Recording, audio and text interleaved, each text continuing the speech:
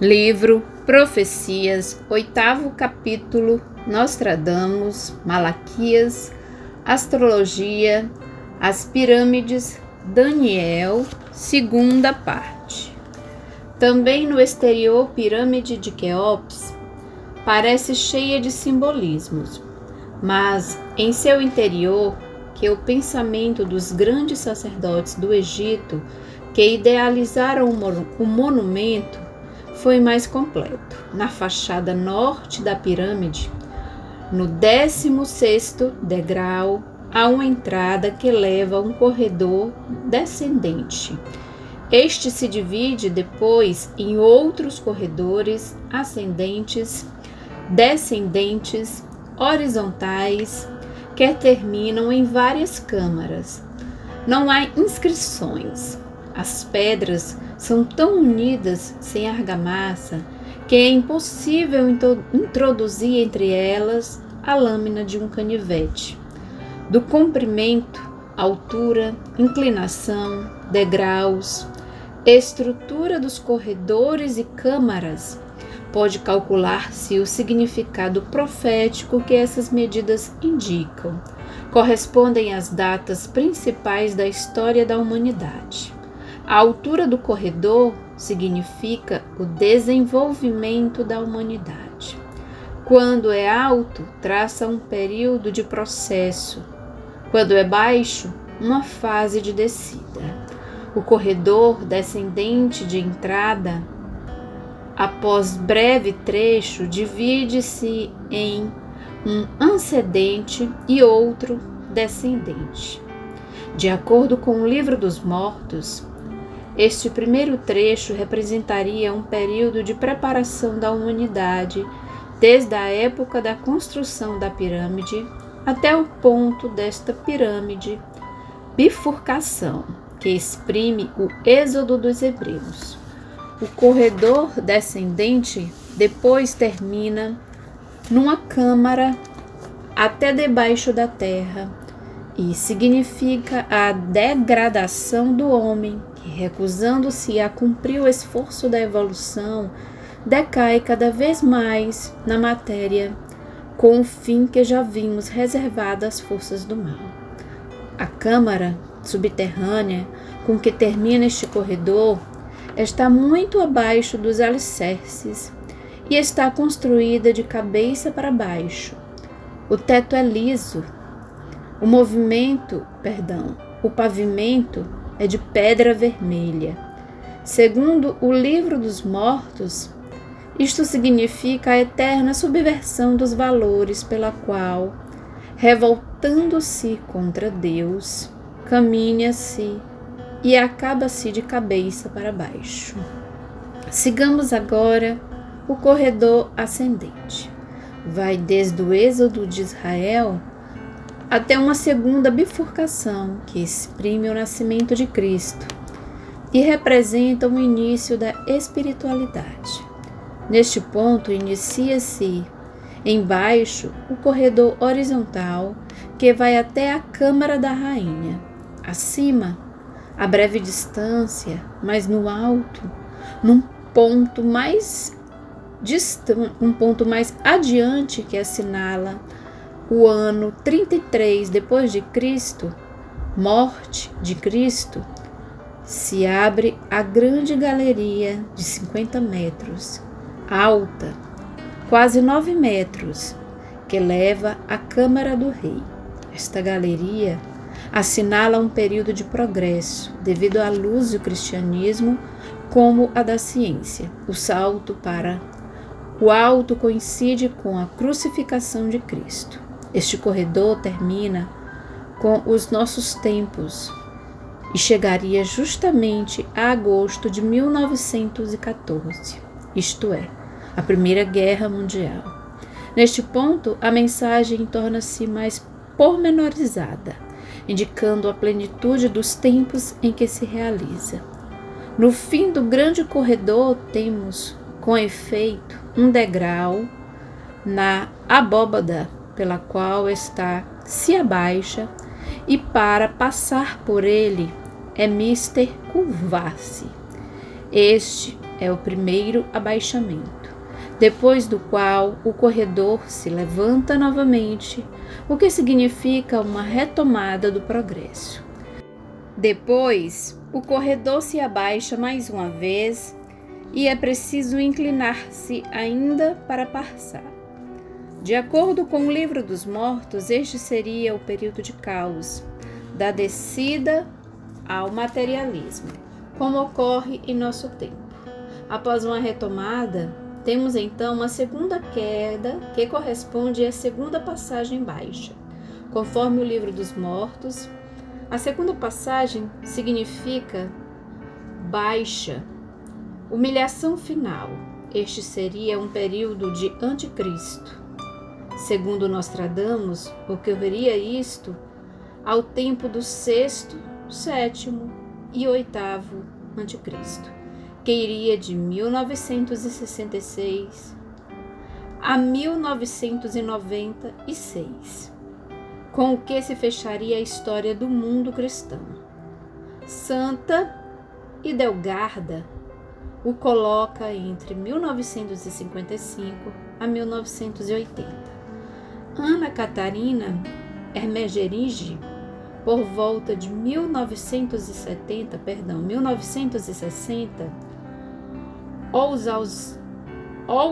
Alcer fala de um só e o dar como nascido em 1950. Solovien em 1954. A Grande Pirâmide, com as medidas deste corredor, anunciaria o nascimento do Anticristo em 1936.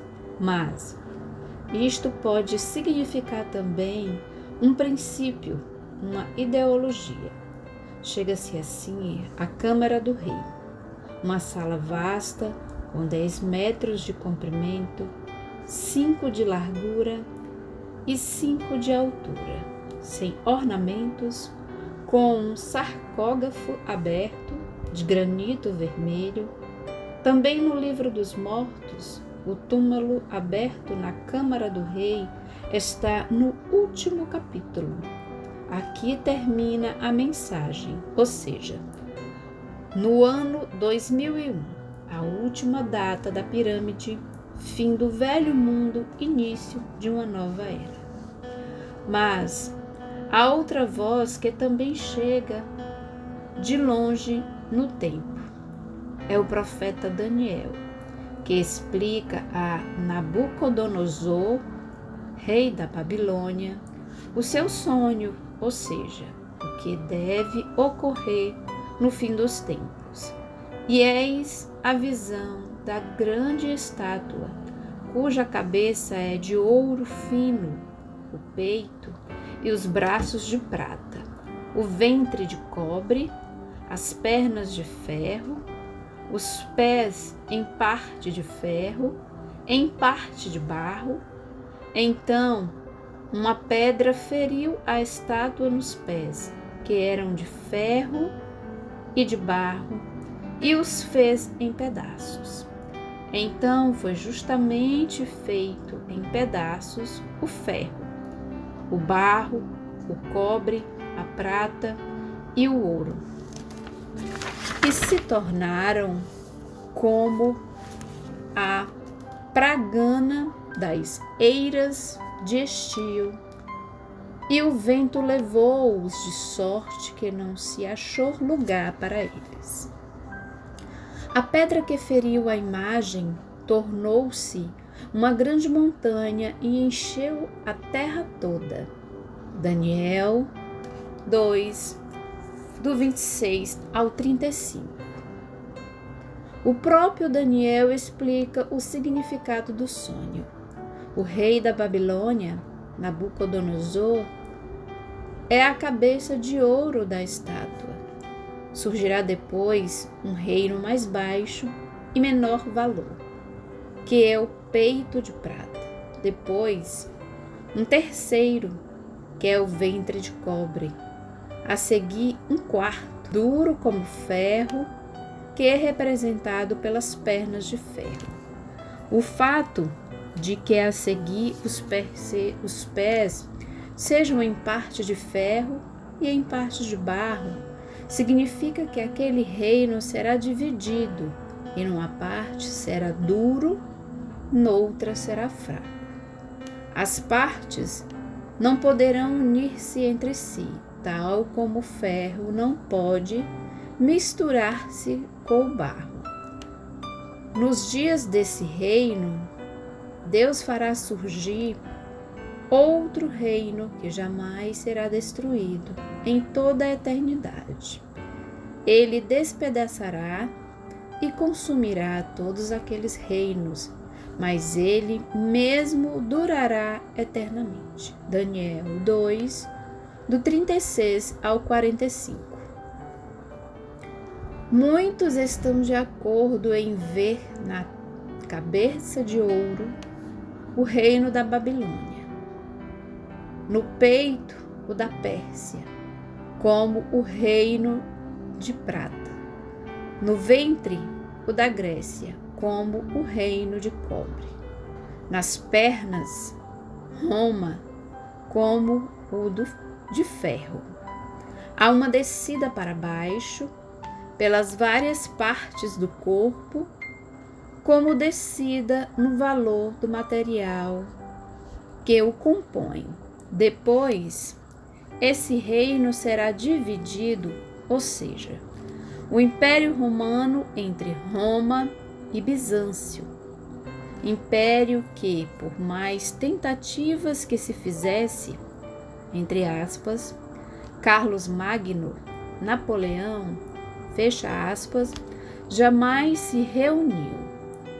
Os vários fragmentos não puderam, de fato, tornar-se a aglomerar-se, assim como o ferro não se pode misturar com o barro.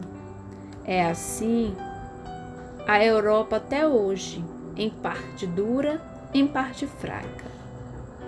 Nos dias desse reino, quando as coisas se acharem nessas condições, o profeta Daniel continua: Deus fará surgir um reino que jamais na eternidade será destruído. Ele despedaçará e consumirá todos aqueles reinos, mas ele mesmo durará eternamente.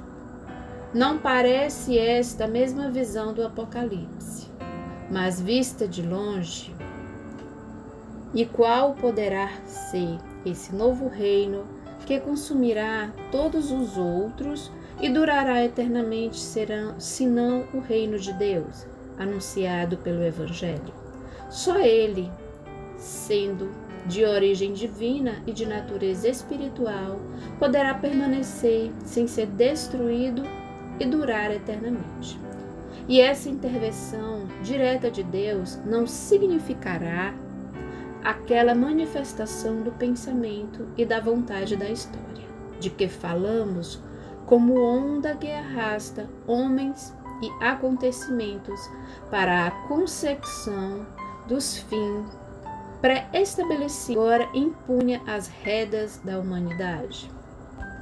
E então, diz o profeta Daniel, uma pedra feriu a estátua nos pés, que eram de ferro e barro, e os despedaçou. Então foram despedaçados justamente o ferro, o barro, o cobre, a prata e o ouro, e se tornaram como a pragana das eiras de estio, e o vento as carregou, e não se achou mais nenhum lugar para eles. A pedra que feriu a estátua torna-se um grande monte e ocupa toda a terra. Daniel 2, do 34 ao 35. Esse despedaçar de todos os elementos componentes dos vários reinos não exprime em termos mais genéricos os flagelos destruidores do mundo atual, expresso pelo Apocalipse, que pode ser a estátua com pés de ferro e barro, senão a humanidade, que pretende amparar-se na matéria ao invés de fazê-lo no espírito? E que será a pedra que fere esta humanidade, senão a mão de Deus, que fere o homem pelo seu cego materialismo? E tudo desaparecerá como a pragrana ao vento. Esta é a queda da Babilônia, do Apocalipse, da grande Babilônia, mãe das fornicações e das abominações da terra. E a pedra que ferirá a estátua se tornará uma grande montanha e encherá toda a terra. É a vitória de Cristo, o triunfo final de Deus sobre as forças do mal, mais pormenorizado, porque mais próximo o Apocalipse repete o mesmo motivo.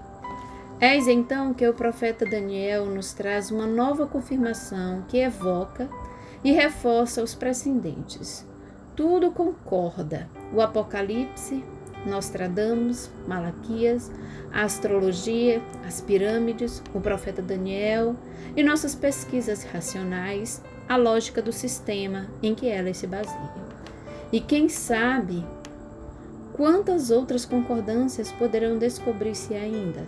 Tudo nos diz concordemente que estamos nos tempos apocalípticos. Quem pode confirmar que forças extra-humanas não queiram hoje intervir na história? Quem o poderia impedir? O que dizer quando tantos argumentos lógicos e históricos e tantas vozes diversas convergem para este mesmo ponto? Os ciclos históricos se repetem e, no entanto, em seus movimentos, eles contêm tantos eventos imprevisíveis para os calculadores de probabilidades imediatas que de nada poderemos admirar-nos. Da vida e da obra de Cristo, os políticos e homens de ação de seu tempo nem se perceberam. Vivemos em tempos de grande amadurecimento, no bem e no mal, de grandes mutações. Tudo isso explica-nos e indica-nos a possibilidade de uma intervenção direta do pensamento e da vontade da história, na guia dos destinos da humanidade, quando esta é tão louca que ultrapassa o limite e arrisca-se perder-se. Deus ocorre para a salvação de todos. A presença de uma lógica e, portanto, de um pensamento diretivo na história, nos ouvimos racionalmente. Não é uma fantasia. Um sistema completo desenvolvido nos precedentes nossos volumes converge para este conceito e reforça esta tese. Deus é tudo e opera também na história.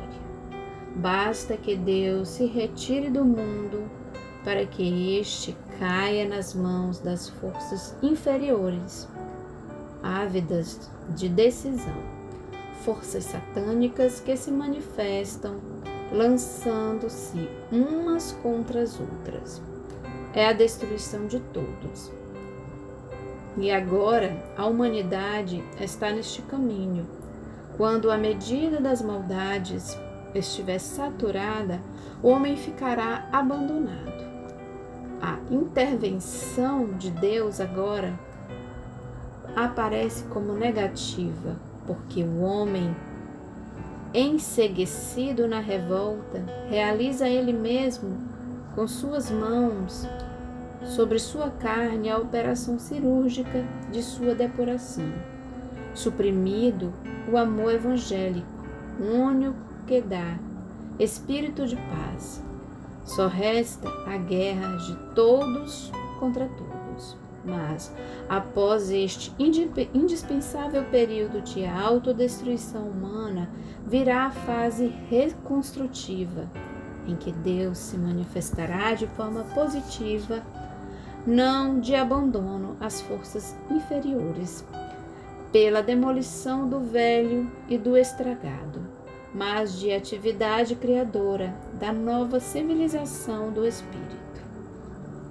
Achamo-nos hoje na fase de contraste entre o velho, bem enraizado nas realidades concretas materialistas, teimosamente agarrado à terra e lutando para impor-se e sobreviver, e o novo mundo em transformação, em formação espiritual, sustentado pelos impulsos da vida que caminha, pela vontade da história, pelo comando da lei, pela presença de Deus.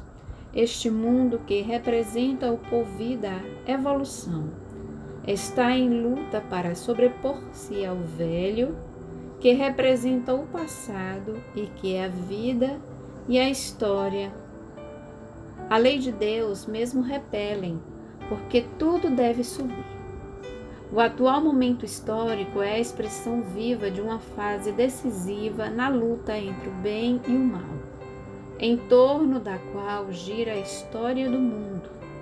É a luta de Deus contra Satanás, como descreve o Apocalipse. É a luta dos anticristos e cataclismo, como os descrevem os videntes. É um amontoar-se de civilizações e de eras, como nos revelam as constelações e planetas. É a história da humanidade, como Nola narram as pirâmides e como Nola resume a visão do profeta Daniel. Mudam as imagens, os pormenores dos acontecimentos e das datas, mas permanece um fundo idêntico. Os pormenores não interessam a nós. O que nos interessa é ter achado o grande fio condutor da história e ver que, no conjunto, todas essas visões, diferentes nas formas, concordam a si mesmo e sobrepõem-se, reforçando-se assim uns aos outros. Antes de ouvir estas vozes, interrogamos a história e a lógica dos fatos e obtivemos a mesma resposta. Todas essas convergências de elementos históricos, de vozes, de raciocínio, confirmam-nos com a segurança que já nos foram dadas pela intuição de que, quaisquer que sejam os pormenores do processo, nesta segunda metade do século XX, alcançamos a plenitude dos tempos. Vivemos num período apocalíptico, em que o mundo passa de uma civilização que desmorona a uma nova que surge. A primeira parte do trabalho foi confiada às nações destruidoras, a segunda às reconstrutoras, mas todas obedecem ao mesmo princípio diretor, que quer finalmente que se realize um mundo onde se caminhará pelas estradas da justiça e não mais pelas da prepotência. Este é um anseio instintivo que está no coração do homem. É um sonho milenar da humanidade. E o que é instinto e fala irresistivelmente, partindo do coração, tem um significado, uma significação biológica. É uma ânsia vital que terá de realizar-se. Cristo, que na primeira vez veio em corpo para amar e semear, voltará em espírito para julgar e ceifar, para que o rebelde, impenitente, seja expulso, as forças do mal liquidadas, e os bons que tanto sofrem sejam finalmente chamados a uma plenitude de vida. Estes sofrem, entretanto, estão protegidos e amanhã viverão. Os rebeldes creem que vencem e perderão. Os primeiros constroem em silêncio nos valores imperecedouros do espírito. Os segundos constroem às avessas, rumorosamente, nos valores falsos da matéria e, no fundo, eles mesmos se destroem. Mas todos juntos colaboram, assim, sob a direção de Deus, que quer que se chegue agora à realização da nova civilização do terceiro milênio, que representa o advento na terra do reino de Deus.